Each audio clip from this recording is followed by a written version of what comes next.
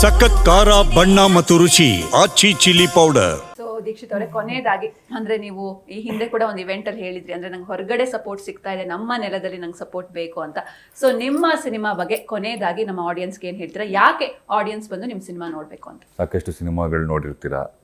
ನನ್ನ ಸಿನಿಮಾಗಳು ಬ್ಲಿಂಕ್ ಆಗಿರ್ಬೋದು, ದಿಯಾ ಆಗಿರ್ಬೋದು, ಅಥವಾ KTM ಆಗಿರ್ಬೋದು.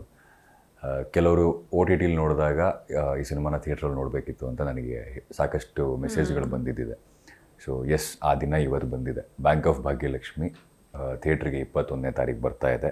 ಸೊ ಯಾರ್ಯಾರಿಗೆ ನನ್ನ ಹಿಂದಿನ ಸಿನಿಮಾಗಳು ನೋಡಿ ಮುಂದಿನ ಸಿನಿಮಾನ ಥಿಯೇಟ್ರಲ್ಲಿ ನೋಡಬೇಕು ಅನಿಸಿತ್ತು, ದಯವಿಟ್ಟು ಥಿಯೇಟ್ರಿಗೆ ಬಂದು ಈ ಸಿನಿಮಾನ ನೋಡಿ. ಆಗ ಯಾರೆಲ್ಲ ಮಿಸ್ ಮಾಡ್ಕೊಂಡ್ರಿ, ಈಗ ಒಂದು ಥಿಯೇಟ್ರಲ್ಲಿ ಸಿನಿಮಾನ ನೋಡಿ. ಖಂಡಿತ ನಾನು ಡಿಸಪಾಯಿಂಟ್ ಮಾಡಲ್ಲ.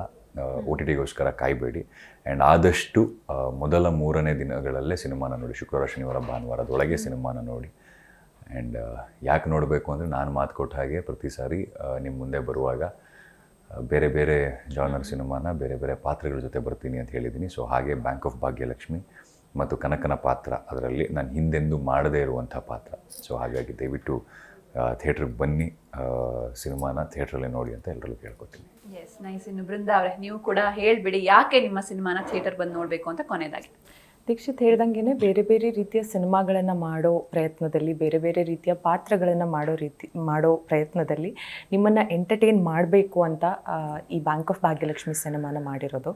ಆ್ಯಂಡ್ ತುಂಬ ಹೊಸಬ್ರೆಲ್ಲ ಸೇರಿ ಏನೋ ಒಂದು ಝೀಲ್ ಜೊತೆಗೆ ಏನೋ ನಮ್ಮೆಲ್ಲರಲ್ಲೂ ಅದೊಂದಿದೆ, ದಟ್ ಇಲ್ಲ, ಜನರನ್ನ ಎಂಟರ್ಟೈನ್ ಮಾಡಬೇಕು ಅನ್ನೋದೊಂದು. ಸೊ ಆ ಒಂದು ಪ್ರಯತ್ನದಲ್ಲಿ ಮಾಡಿರುವಂಥ ಸಿನಿಮಾ ಬ್ಯಾಂಕ್ ಆಫ್ ಭಾಗ್ಯಲಕ್ಷ್ಮಿ. ಒಂದು ಕಳ್ಳತನದ ಸ್ಟೋರಿಯನ್ನು ತುಂಬಾ ಎಂಟರ್ಟೈನಿಂಗ್ ಆಗಿ, ಒಂದು ಸೀರಿಯಸ್ ಕಳ್ಳತನನ ಎಂಟರ್ಟೈನಿಂಗ್ ವೇಯಲ್ಲಿ ಹೇಳಿದ್ದೀವಿ. ನಿಮಗೆ ಟ್ರೇಲರ್ ಇಷ್ಟ ಆಗಿದೆ ಅಂತ ಅಂದ್ಕೊಂಡಿದ್ದೀನಿ. ಇನ್ಫ್ಯಾಕ್ಟ್ ಟ್ರೇಲರ್ ನೋಡಿದವರೆಲ್ಲ ತುಂಬಾ ಒಂದು ಒಳ್ಳೆ ರೆಸ್ಪಾನ್ಸ್ ಕೊಡ್ತಾ ಇದ್ದೀರಾ, ತುಂಬ ಒಳ್ಳೆ ಮೇಕಿಂಗ್ ಅನ್ನಿಸ್ತಾ ಇದೆ ಅಂತ. ಇನ್ಫ್ಯಾಕ್ಟ್ ನಮ್ಮ ಅಪ್ಪಾಜಿಯಾಗಿ ಅವರು ಚಿತ್ರರಂಗದಿಂದ ಒಂದು ಸ್ವಲ್ಪ ದೂರ. ನಾನು ಅವರಿಗೆ ನಿನ್ನೆ ಟ್ರೇಲರ್ ಕಳಿಸಿದಾಗ ತುಂಬ ದುಡ್ಡು ಹಾಕಿದ್ದಾರೆ ಅನ್ನಿಸ್ತಿರಲ್ಲ ಅಂತ ಅಂದರು.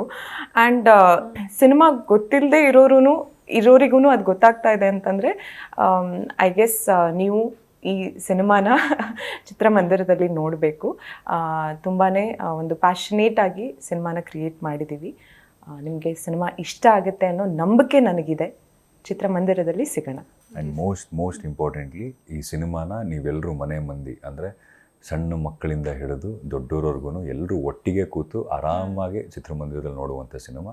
ಸೊ ವೀಕೆಂಡಿಗೆ ಈ ಸಿನಿಮಾನ ಪ್ಲ್ಯಾನ್ ಮಾಡ್ಕೊಳ್ಳಿ. ಪಕ್ಕಾ ಫ್ಯಾಮಿಲಿ ಎಂಟರ್ಟೈನರ್. ಯಾವುದೇ ಥರದ ನಿಮಗೆ ಮುಜುಗರ ತರಿಸುವಂಥ ಸೀನ್ ಆಗಿರ್ಬೋದು, ಅಥವಾ ಮಕ್ಕಳ ಜೊತೆ ನೋಡ್ಬೋದಾ ಅಥವಾ ಪೇರೆಂಟ್ಸ್ ಜೊತೆ ನೋಡ್ಬೋದಾ ಅನ್ನೋ ಥರ ಯಾವುದೇ ಸೀನ್ಗಳಿಲ್ಲ. ಎಲ್ಲರೂ ಆರಾಮಾಗಿ ಒಟ್ಟಿಗೆ ಕೂತು ನೋಡಿ ಒಂದಿಷ್ಟು ನಕ್ಕಿ ಬರುವಂಥ ಸಿನಿಮಾ. ಸೊ ಈ weekend bank of Bhagyalakshmi plan ಮಾಡ್ಕೊಳ್ಳಿ. ಎಸ್, ಇನ್ನು ಇಷ್ಟು ಹೊತ್ತು ನಮ್ಮ ಸ್ಟುಡಿಯೋಗೆ ಬಂದಿದ್ದಕ್ಕೆ ಜೊತೆಗೆ ಥ್ಯಾಂಕ್ ಯು ಸೋ ಮಚ್. ಹಾಗೆ ನಿಮ್ಮ ಫಿಲ್ಮ್ಗೆ all the very best. Thank you.